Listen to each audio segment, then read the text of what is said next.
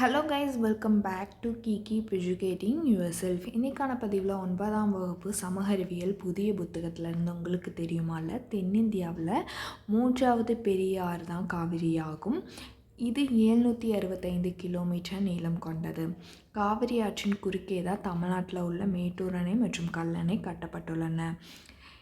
இதிலிருந்து எப்படிலாம் கேள்வி கேட்கலான்னா, கூற்று காரணம் படி கேள்வி கேட்க வாய்ப்பு இருக்குது. ஸோ அந்த என்னென்னலாம் ஞாபகம் வச்சுக்கணும் அப்படின்னா, எல்லா லைனுமே இம்பார்ட்டன்ட் தான்.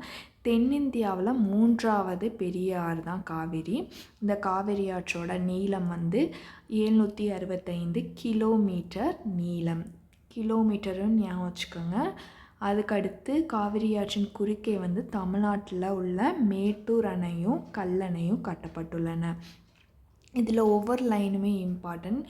எப்படிலாம் கேட்கலாம் அப்படின்னா, தென்னிந்தியாவில் 2வது பெரிய ஆறு காவேரி அப்படின்னு சொல்லி மாற்றி கேட்கலாம். அதுக்கப்புறம் அந்த வேல்யூஸை மாற்றி கேட்கலாம். இல்லைன்னா கிலோமீட்டரை மீட்டர்னு கொடுக்கலாம். அதுக்கப்புறம் காவிரி ஆற்றின் குறுக்கே தமிழ்நாட்டுக்கு பதிலாக கேரளான்னு கொடுத்து கல்லணை மேட்டூர் இதெல்லாம் மாற்றி கொடுக்கறக்கும் வாய்ப்பு இருக்குது. ஸோ படிக்கிறப்ப தெளிவாக படிச்சுக்கோங்க. தேங்க்யூ.